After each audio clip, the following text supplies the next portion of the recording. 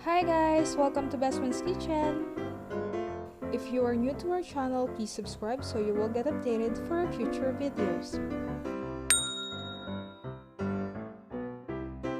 So today, we're going to show you how to make chocolate crinkles.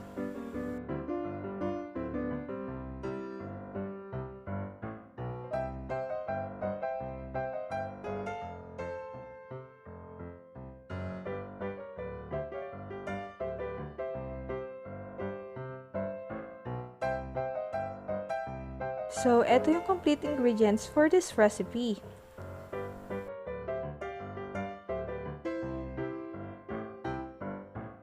Two cups of all-purpose flour, 1 cup of unsweetened cocoa powder,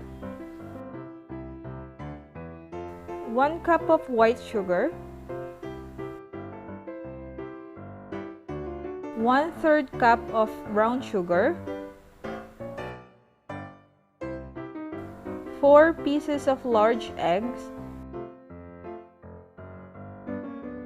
3 teaspoon baking powder, 1/2 teaspoon of salt, 1/2 cup of vegetable oil, and powdered sugar for the coating. Tara, simulan na natin!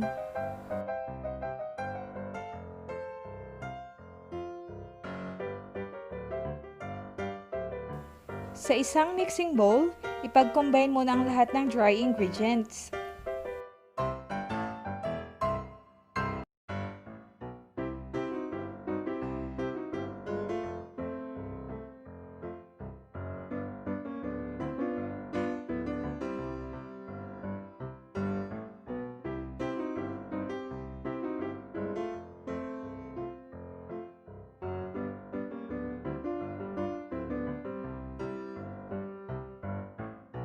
Haluing mabuti hanggang maging well-incorporated ang mga ingredients.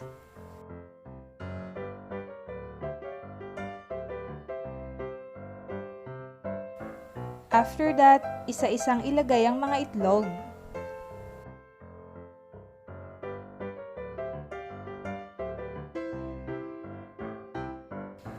Siguraduhin lang na haluing mabuti kada lagay ng bawat isang itlog.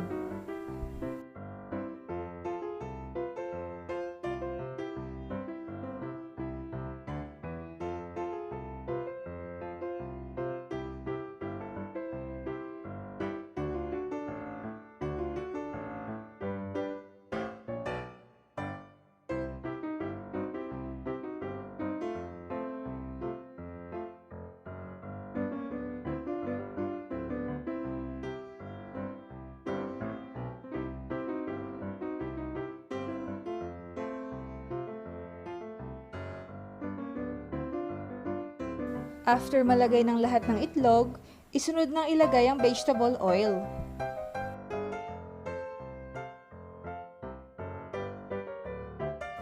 Haluin lang mabuti hanggang mag-well combine ang lahat ng ingredients.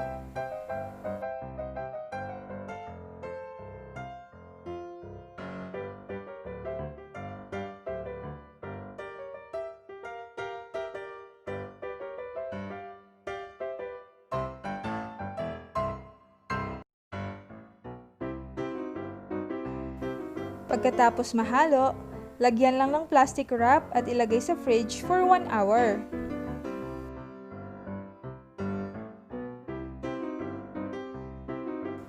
By the way guys, if you still haven't subscribed to our channel, please do so. You can also like and share this video and please hit the notification bell.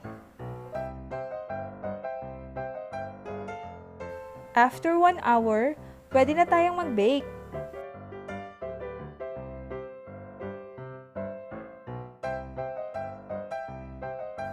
Mag-scoop lang ng 1 tablespoon na mixture. Tapos, i-roll nyo gamit ng inyong mga kamay hanggang sa ma-form ito na parang bola. After that, i-coat nyo lang ito sa powdered sugar. Make sure na all sides ay makover ng sugar.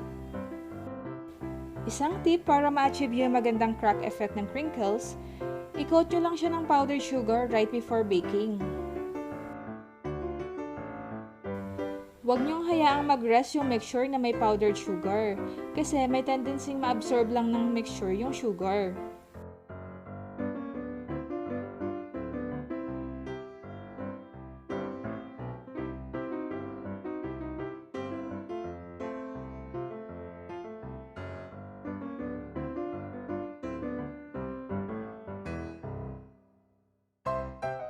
After mag-coating, bake it in a preheated oven at 190 degrees Celsius for 10 minutes.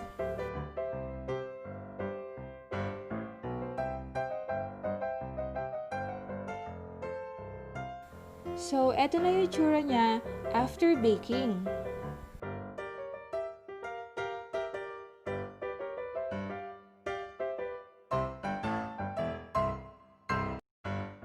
We hope that you enjoyed this video and please give us a thumbs up.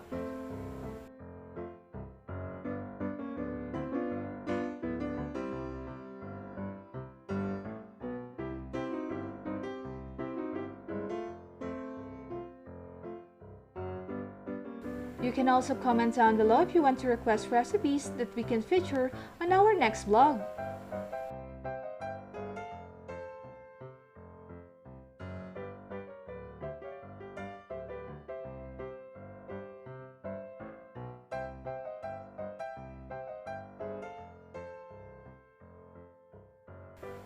Thank you so much for watching!